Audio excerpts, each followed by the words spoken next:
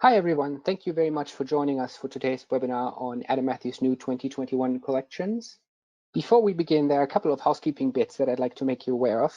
First, the webinar is being recorded and this recording will be shared with all of you in the coming days. The recording will also be shared with those who are unable to attend today. Second, to help us ensure the quality of the recording, all attendees are muted. This is to limit the chance of any unintentional background noise. And to briefly introduce myself, my name is Hans Anders. I'm an Academic Outreach and Development Manager at Adam Matthews. I'll be the moderator of today's session. I'm joined by my colleague Holly Francis, who is on hand to assist you with any technical issues such as audio difficulties.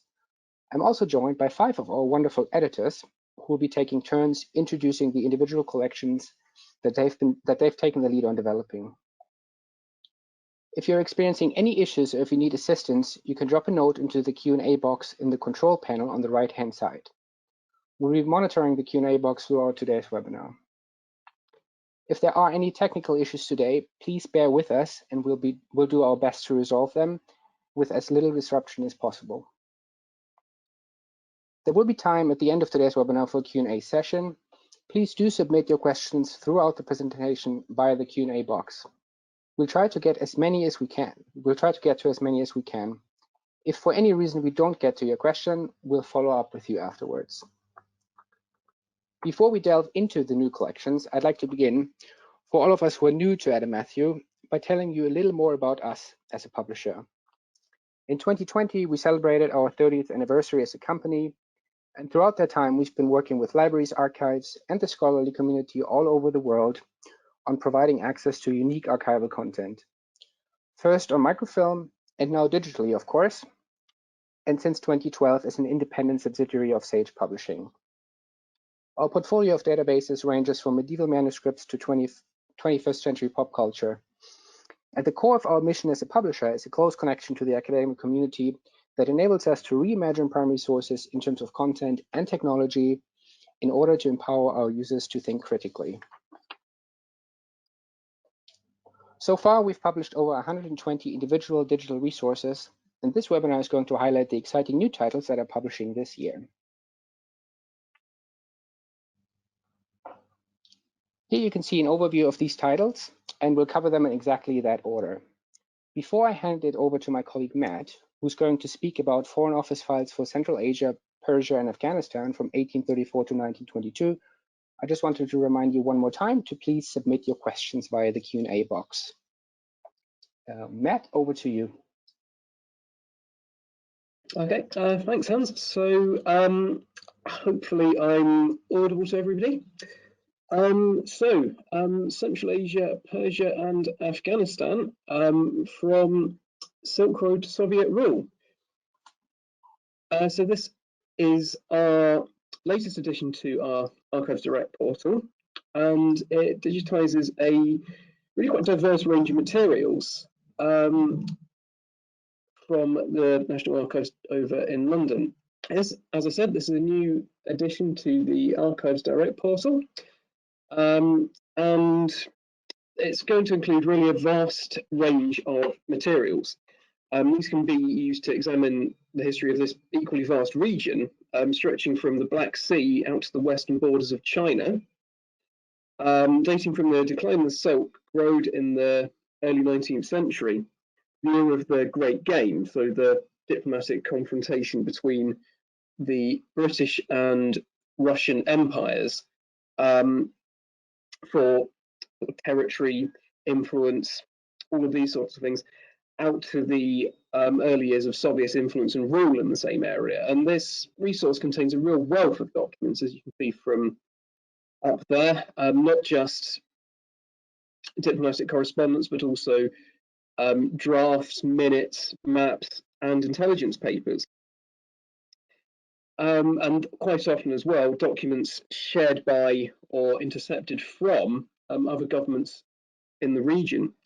So one of the most important parts of this collection, I think, is that it provides researchers with access to multiple viewpoints, not just those of senior diplomats and politicians, and not just those on the British side, also intelligence agents, monarchs, consuls, military officers, individuals seeking support from the Foreign Office, really sort of quite a huge range of people, and documents originally written in languages such as Russian, Farsi or Pashto are often translated into English.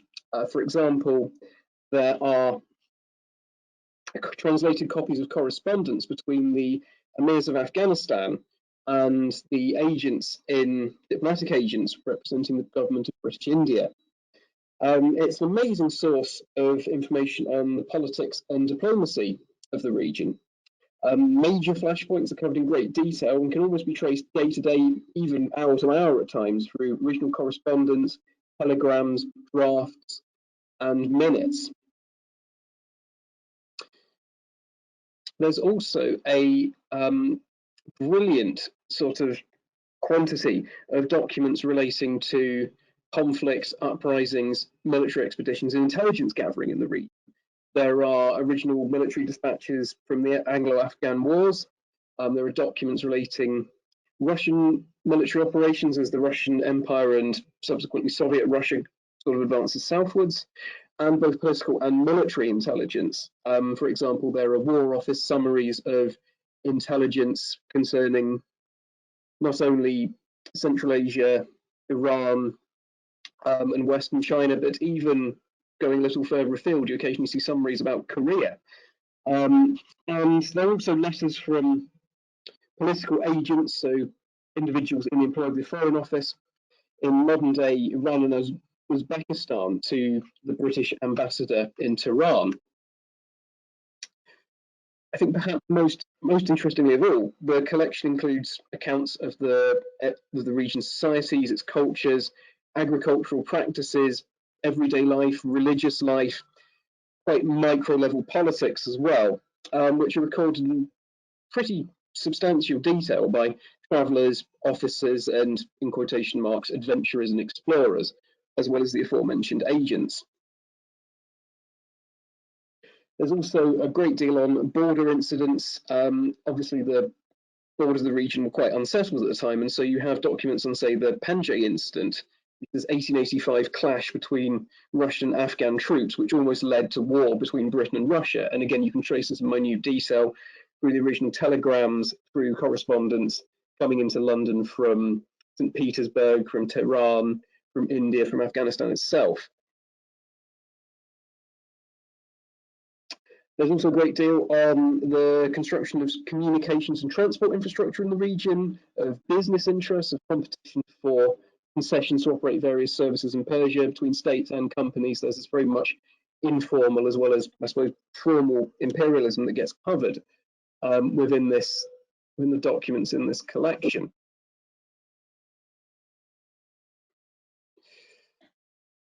And then finally, there is the latest documents in the collection from the early 1920s, provide insights into the implications of the October Revolution for Russia's neighbours, the southern advance of the Red Army into what's known as the Central Asian republics, and British policymakers' fear of a Soviet challenge to their position in Persia, Afghanistan, and India. And I thought it'd be great to bring up a quick highlight here. There are many, and several of them are illustrated on the side there, but the one on the top left, I think, is one of the most interesting in the entire collection, or one page from one of the most interesting documents. So this is a file relating to the Anglo-Afghan War, the first Anglo-Afghan War of 1839 to 42. So when forced to present Parliament with printed copies of correspondence concerning the origins of the war, the then Foreign Secretary, Lord Palmerston, sought to hide what I suppose you might call incriminating details by ordering the suppression of certain passages. This is a printed copy of the original correspondence, and you can see on it Palmerston's annotations for what could be cut out of the version to be presented to the public, just highlighting the lengths to which a rather clumsy cover-up happened, and really the length to which the British government went to justify controversial action and simultaneously revealing to us which details were deemed especially sensitive at the time. So, and that is one thing among many fantastic things we have, as you can see here, copies of telegrams, official publications, minutes, and this vast quantity of dizzying types of maps. So in some ways, it's a really extraordinary collection, which I think will allow scholars and students to trace the history of actually quite vast, diverse geographical area, both a macro and micro level. Yeah, I mean, this is a really fantastic collection right here, and I think I will just pass now on to my colleague Sophie. Thank you, Matt. Yeah, over to Sophie Seddon. Thank you very much, Hans. I hope everyone can hear me okay and that everyone is keeping well and safe. So I'm Sophie, and for the past few years I've been working on Colonial Caribbean. So this is the CO files from the National Archives. So these are official British government documents from 1624 to 1870 to 72, which is split across 3 modules. So this is Module 1, Settlement, Slavery and Empire, which will be coming out later this year. And then this will be followed by Colonial Government and Abolition and Economic Change and Indentured Labour.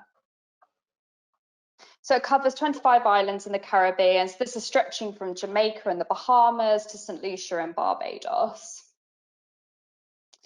So it presents an opportunity for the academic field to study slavery from prominence to abolition in the wider context of British colonial rule. And this is when it was known as the West Indies. So the resource details, as well as this, the regular running of trade and shipping, to island council meetings, various legislation and bills, prison records, building plans, and this is all amongst the fierce rivalries that were occurring at this time with the Spanish, the Danish and the French powers all in the Caribbean region.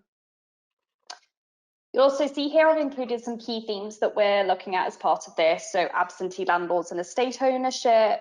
This is particularly big in the first module. You've got crime and punishment, which is something that's incredibly consistent across these documents. Finance and the economy, which I think is particularly key part of this resource. Of course, you've got trade and shipping, law and governance, mutiny and piracy, which I'll be talking about in a minute.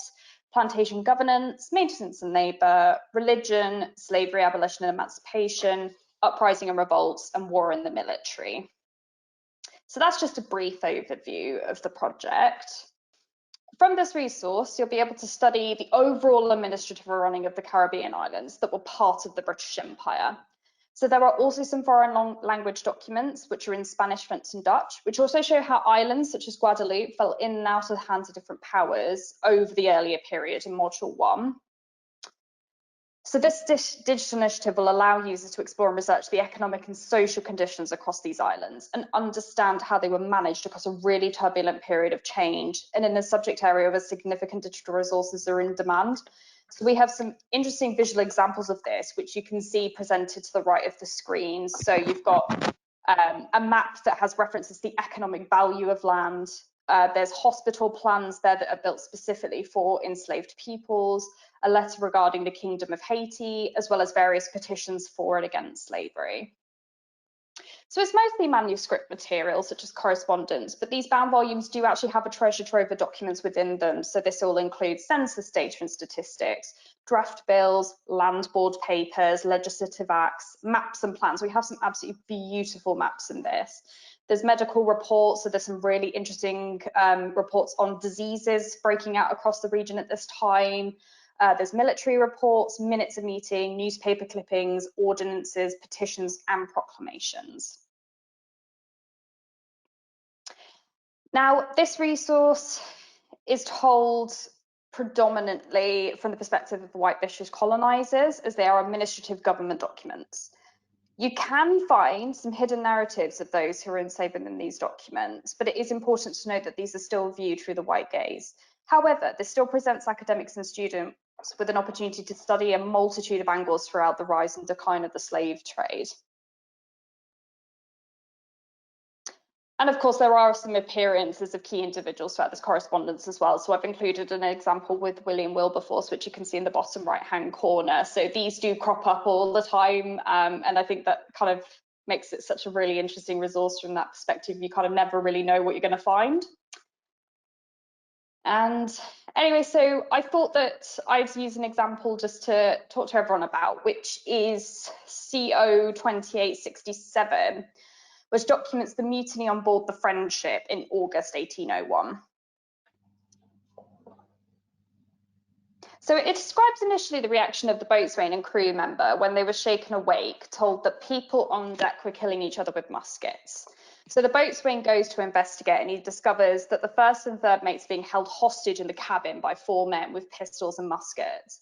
The crew member subsequently runs up the deck after one of the men threatens to kill him with the pistol, which is all a very horribly graphic description, and sees as the boat continues to sail towards shore that there's attempts with an axe to cut the anchor's chain.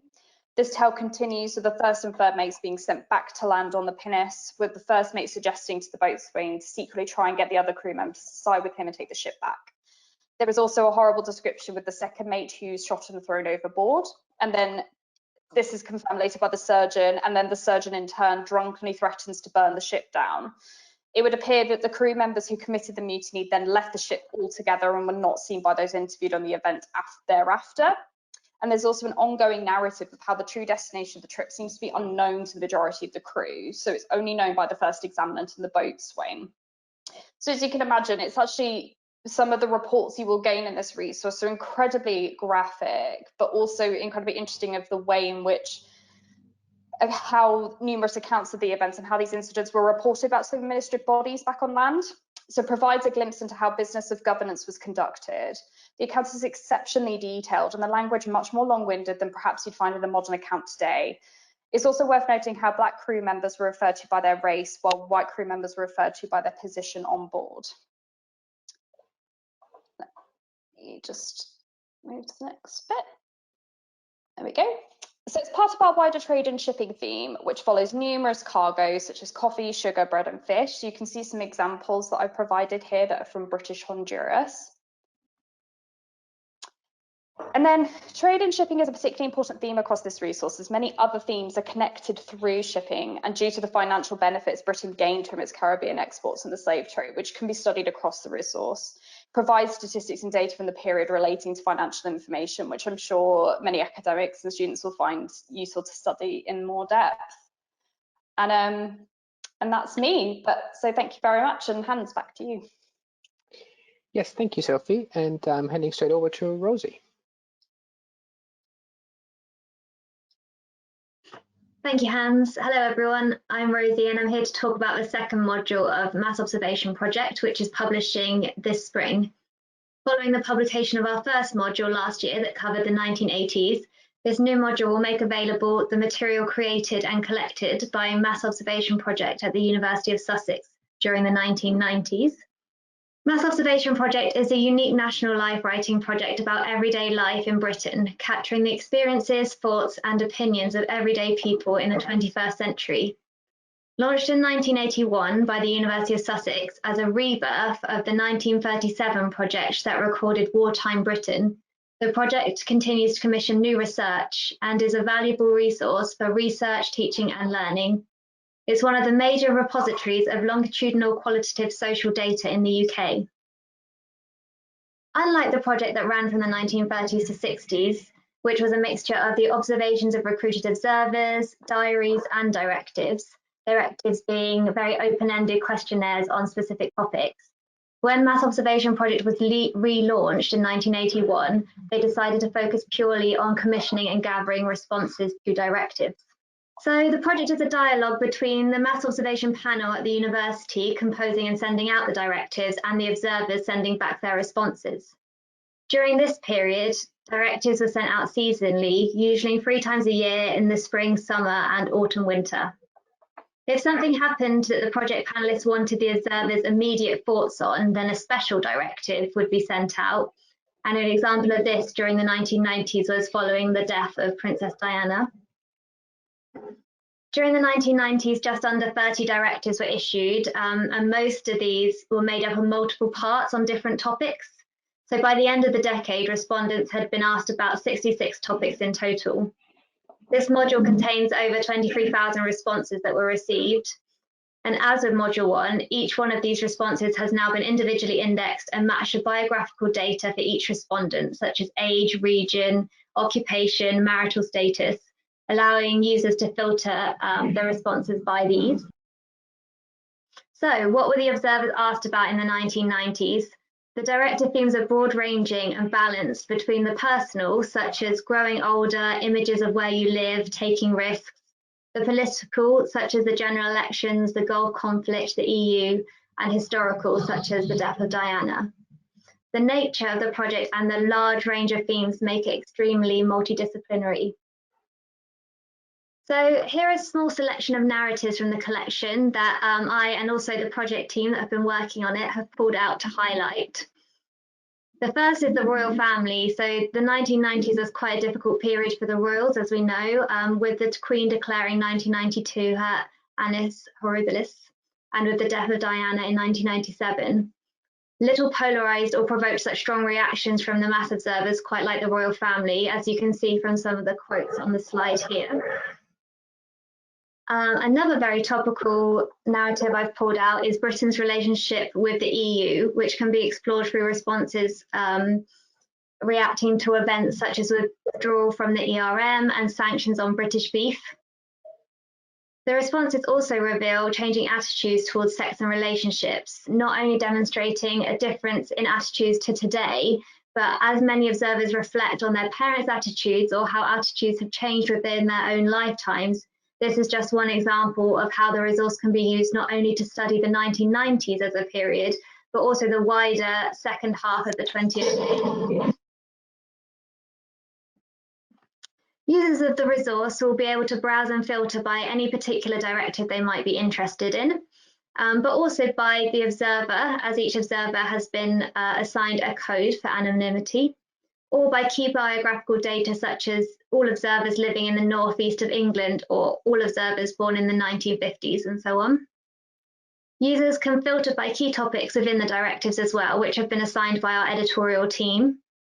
All printed sources are full text searchable, and the manuscript responses have handwritten text recognition applied to them. Alongside the primary source content, contextual additional features such as essays and interactive chronology and exhibitions produced by the team at the archive will be available as a starting point for those less familiar with the material. It's been a really fascinating project to work on, and we're really looking forward to publishing it in the coming weeks. I will hand over now to Sophie. Yes, thank you, Rosie. And over to Sophie Heath. Thank you very much. Hello, everybody. My name's Sophie Heath. I'm a senior editor at Adam Matthew, and I'm currently overseeing the publication of our really exciting project on the Gilded Age and Progressive Era. So to give you a brief summary of the project, the term Gilded Age was coined by Mark Twain in his seminal novel, The Gilded Age, A Tale of Today, which played on the failure of the expected golden era of Reconstruction after the Civil War in America. The term was used to describe the enormous wealth, power, and excess of the elite, who became the first ever self-made millionaires in the US, fueled by the vast profits of rapid industrialization and the expansion of railways. The rise of these people was aided by rife political corruption and not yet restrained by antitrust laws, which allowed enormous monopolies to develop. This wealth and success of the few covered up endemic poverty and social unrest, and the problems led to a widespread reform movement from the 1890s to the 1920s.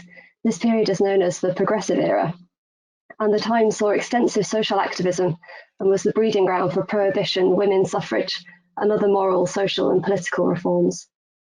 It was also during this period that some of the key Gilded Age captains of industry started donating profits on a massive scale, so we see a rise in extensive philanthropy and the founding of institutions such as the Newberry Library, the Art Institute of Chicago, and great universities. This project will document the period, allowing research into personal and business papers of key industrialists and corporations, coverage of the social calendar and women's voices of the era, records covering politics and court cases, and rich visual content on fashion, material culture, and architecture. Here you can see the archives and libraries whose fantastic collections are being included in the project, ranging from the records of railway and steel industries at Hagley Museum and Library to political cartoons from New York Historical Society and really rich visual content from Winterthur and from Newport Historical Society. You can also see some of the key themes in the project, and it ranges from the industrial advances of the period through to politics and corruption, poverty, charity, society and events, and labour history. I wanted to pick out a few documents to highlight really from the project. There's an awful lot that can be discovered in it, but something that I found particularly interesting are the papers that relate to the fall of William Boss Tweed. For those of you who don't know, Boss Tweed controlled New York politics for decades. He served in the House, the Senate, he had various city government positions, and he was the head of Tammany Hall, the infamous Democrat political machine that reigned over New York City for almost 2 centuries. Tammany Hall was historically associated with lobbying for the rights of the poor and immigrants, and was particularly associated with the cause of Irish immigrants throughout its history.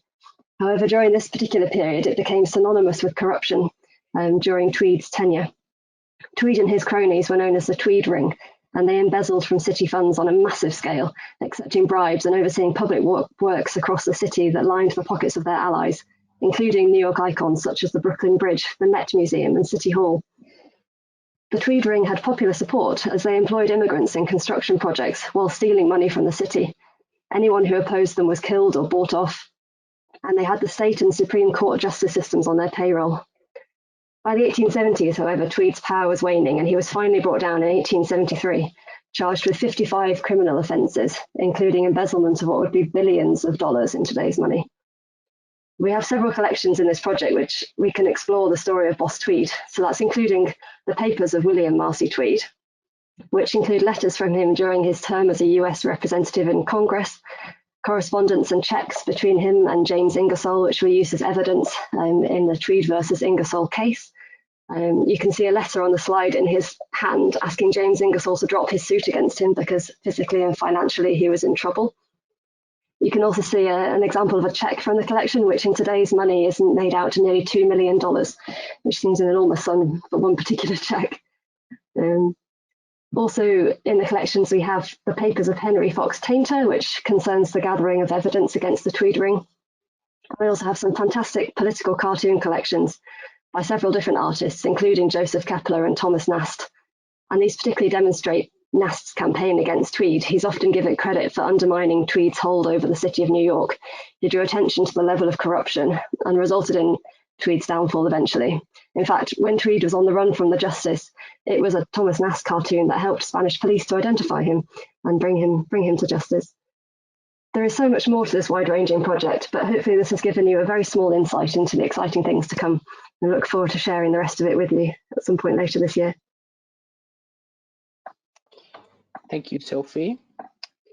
And I'm heading over to Ellie, who's going to speak about a very different type of project, but that's also very exciting. Thank you, Hans. So my name's Ellie Davey-Corrigan, and I'm a Senior Development Editor at Adam Matthew. We just move on, there we go. So welcome to Research Methods Primary Sources. This is a new teaching resource from Adam Matthew that you'll see is a very different venture from our usual core primary source platforms. I'm really pleased to be able to tell you about this today. So I'm going to talk you through the background and its purpose and the different direction that this resource is taking. So Research Methods Primary Sources provide students with practical tools and skills for using sources in their research. And this is done through a wealth of newly commissioned learning tools and bespoke primary source case studies. The content has been commissioned from over 200 academics and includes over 300 digitized primary source documents drawn from AMD resources. It's not a thematic collection of digitized archives that you might be familiar with, but it's a really dynamic platform of new case studies, how-to guides, videos, essays, and articles that help students develop critical skills they need to evaluate primary sources. It came from deep conversations with librarians, teachers, and researchers that identified the specific support and tools that students need to use primary sources, many of whom are encountering archival documents for the first time at undergraduate level. We've partnered with Sage to create it, so it's inspired by their own Research Methods product, but it is completely 100% bespoke. It's dedicated to enhancing primary source literacy and research methods and in the humanities and social sciences. So the platform breaks down into different types of content, all of which can be used in the classroom or independently. There are two core elements. We have the primary source case studies and the overarching learning tools. And the learning tools include practical how-to guides, such as how to organize your research, how to critically evaluate a source. There are discussion topics that give students a broader overview of some of the concepts they need to be aware of. Why are some sources archived and others not? The nature of history and periodization. So sophisticated concepts, but really engaging and accessible. There are interviews with scholars and librarians, so students can listen to how researchers in different areas use primary sources, a medievalist, a medical historian. And there are day in the life videos with librarians and conservators about their work, how special collections departments work internally and what students can find there. And we have animations and data sets as other learning tools. And then the primary source case studies. So the platform includes 350 primary sources as part of specific case studies and as practice sources. Case studies are written by academics, and each is based on a single source, providing an in-depth look at this type of material. The author takes the student through the document. It might be a diary or a newspaper. They look at how to evaluate it and how it can be used to explore a theme such as Indigenous histories, migration, or childhood. They have learning objectives, evaluation questions, and options for students to practice their skills. The case studies and the learning tools can all be used as individual pieces, and you can follow various pathways through the platform, and there's going to be a lot of guidance on how to do this. You could start off with a video giving an introduction to an archive, and then be directed to a how-to guide on how to navigate catalogues or understand legal and ethical rights of archival subjects. Following this, you could dive into a case study, and these are organised by type of source and subject area to help students hone in on a topic that particularly interests them, or as part of an assignment on a specific type of content. And then the student could choose from one of the hundreds of practice primary sources that we've included as a chance to apply their new skills. For example, having worked through a case study on ephemera, they might search the practice sources for a poster or a scrapbook, and then use the discussion questions on these documents. So let's take a look at one of the case studies here. The structure is broken down into very practical elements. Each begins with learning objectives, where the author outlines the purpose of the case and the skills the student will come away with. After these, they are presented with discussion questions and the main body of the case, which is the scholar's analysis of the source, exploring its content, authorship, purpose, bias, and how to use it to research the subject matter. So taking the example of our crime case study here, how to use newspapers to conduct historical research into crime and punishment. The author of this case shows an approach to studying crime and media featuring a newspaper report of a murder trial in 1870s London. The author uses the reporting of this crime to demonstrate the research opportunities newspapers provide and how they need to be approached, taking into account the historical context. One of the learning objectives for students in this case is how to understand that newspapers both influenced and represented the world. Students need to be aware of they're not just objective, but they are constructions. And in the discussion questions and the evaluation section, the students asked to consider what is the newspaper's purpose? Was it supposed to entertain, inform, persuade, moralise, or anger? And the author emphasises that there is always an intended purpose, even if it's just to sell more papers. The case studies are designed to inspire. So a student who's interested in newspapers might not have had much chance to study 19th century Britain, but now they've had a glimpse. They've perhaps made some interdisciplinary connections for themselves, and they may come away with ideas for new research. And just on this slide, there are a few examples of other thematic and document case studies. So there are 150 in total, and we've broken them down into source type and thematic area. There's everything from correspondence, oral histories, government records, and advertisements, and the thematic case studies range from research areas such as memory, politics, violence, religion, class science, and gender. And finally, let's just take a closer look at one of our learning tools. So this is a how-to guide. These guides are not linked to a source, but they're independent pieces that discuss critical knowledge that students need for using archives. But they're still practical, like the case studies. So they start with learning objectives and they finish with discussion questions. And the example here is a guide to the ethical considerations when using archival collections. The author looks at collecting practices, descriptions, cataloguing, and access. And here's one of the learning objectives that the students will come away with. They'll able to understand that how traditional collecting practices have shaped the historical record and how to define archival silence. And the author gets students to think about the differences between legal rights and ethical rights of archival subjects. And then one of the discussion questions I've highlighted, why do language choices in archival descriptions affect researchers' understanding of materials? So this guide could be used independently, but it would work really well alongside other learning tools. And these could be drawn out by the teacher or course leader to be studied as a set. So they might direct the student to a video discussing why some sources are archived and others not. they might have option to look at another how-to guide on researching marginalised groups, and then perhaps be directed to a case study on discrimination that might use documents from one of our African American communities resources. So we are incredibly excited and passionate about this new platform. It turns our usual resources on its head, as you can see. And this excitement is shared by the editorial board, the 200 authors of peer-reviewed essays, guides, and case studies, and the archives and the libraries that we've worked with to identify every single primary source document we've included, which will give students opportunity to learn and practice against hundreds of interdisciplinary areas. Thank you very much. Thank you very much, Ellie, and a big thank you to all of today's speakers, actually. Before we jump into the Q&A, I just wanted to highlight that if you'd like to find out more about any of our collections that we talked about today or any of our other collections, you can, of course, visit our website, amdigital.ca.uk, for more information. And you can also see our email address here. And I also wanted to mention that we do offer free 30-day trials for all of our collections. And yeah, now I'd like to open the floor for questions, and I can see that we've already had quite a few come in through the Q&A box. So I'm just going to pick those up now.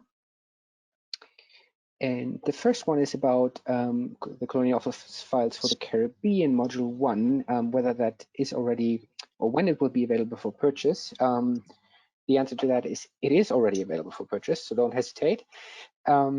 But it has not published yet, so it's publishing later this year. Currently, we've got that scheduled for September, but the collection is available for purchase, and we have your contact information, so we will follow up with you and put you in touch with your library sales rep.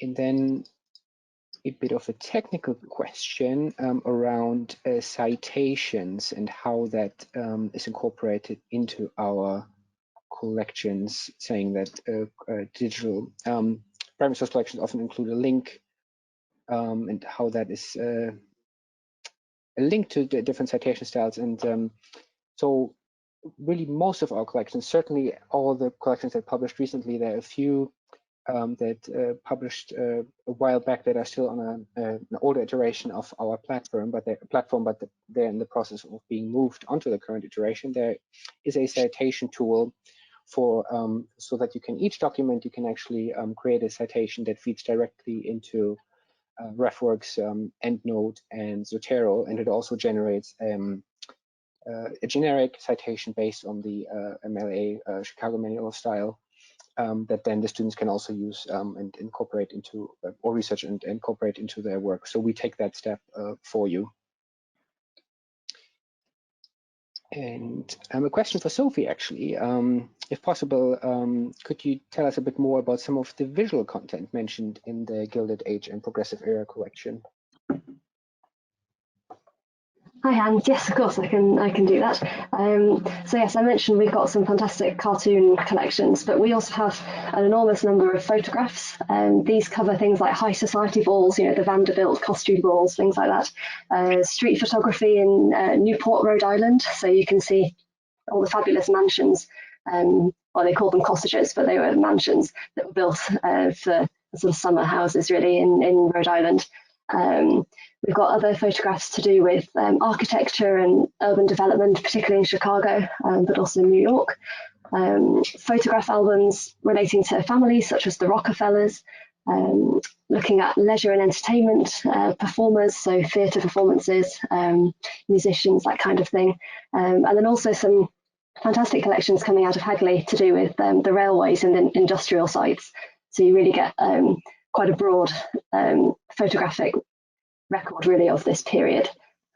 Alongside that, we also have blueprints and maps relating to the industries, railway, steel, coal mining, that kind of thing. There's also dinner books, which contain seating plans for dinner parties, which is an interesting kind of insight into the social scene as well. That's just a few things that are off the top of my head, really, but there's some brilliant content coming up in the project. Yeah, that sounds fantastic. There's another question actually for the Gilded Age project. Who are the key industrialists whose papers have been digitized as part of it? I guess the key industrialist really is J.D. Rockefeller of Standard Oil fame. So we're digitising a lot of papers from the Rockefeller Archive Centre, which cover his business work and his involvement in industry, also covering his huge philanthropic endeavours as well. Alongside him, we've got papers to do with Jay Gould and Chauncey Mitchell Depew. They were members of the Tweed Ring, so the slant on those, I suppose, is looking at the kind of the corruption side of their industrial endeavours, but they're there as well. And then records relating to companies such as Pennsylvania Railroad, Bethlehem Steel, Delaware, Lackawanna and Western Railroad Company, others like that. Okay, great. Thanks, Sophie. Here's a question for Matt about the Foreign Office files for Central Asia, Persia, and Afghanistan, and that is about the maps. Your slide alludes to over 250 maps. Featured one which has been sketched out in pencil. What other kinds of maps are featured? Thanks, Hans. So it's really quite a big selection. You've got these sort of sketched rough ones, just of sort of, you know, where a railway line might be intended to go, or just, you know, what somebody can see of sort of military positions. There are copies of Russian maps. There are maps used by the War Office. There are even printed ones where you've got sort of different people's interpretation of a border sort of drawn on them in sort of pen or ink. So it's really an amazing variety of them, and I think it's really going to be useful for people just to visualize really sort of all the places, names, borders, all these sorts of concerns that are, you know, it's really handy to see when you're working this sort of material. Okay, great. Thanks, Matt. Here's a question for Sophie Seddon. The file classes that are included in Colonial Caribbean, will they be digitized in their entirety? Hi, Hans. Yes, thank you. So yeah, we're hoping to digitize them in their entirety in the period that we're looking at. So the selection for this project was to do everything that was relating to those that were under the British Empire rule, and it's in that time zone. So it's in its entirety within that period, yes. Okay, great, thank you. And one question for Rosie about the Mass Observation Project. What topics will the additional features cover? Hi, Hans. Yeah, so we're going to have a range of additional features, as I said, and the essays are going to cover topics such as the 1997 general election, the social divisions directive, which is extremely interesting, women and work, and then also we're hoping to have a video interview that talks about the 1990s as a period of historical study. And then the exhibitions that I mentioned are going to, well, they've been written by members of the archive team at the University of Sussex, and they've written on managing the Mass Observation Archive and, you know, recruiting new observers, and also on the death of Diana as kind of a pivotal and, you know, standout moment from the 1990s as a decade. Great, thanks. A question around images and maps when they are downloaded, if they can be downloaded for use in papers and presentations. So the answer to that is yes. Our license agreement covers everything that falls under scholarly sharing. So it is technically possible to download individual documents.